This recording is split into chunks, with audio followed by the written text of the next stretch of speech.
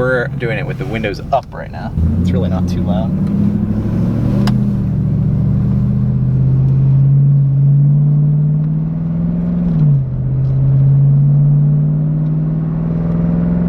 So when you're on it, it makes a little bit of noise, but you're like normal driving here, cruising, it's not bad at all. Then if I downshift, you can hear there's some backfire.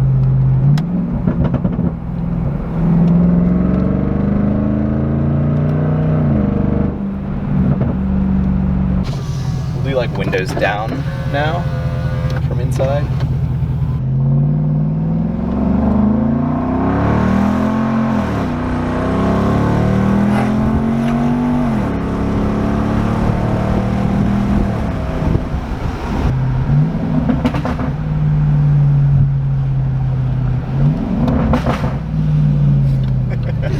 That's kind of funny.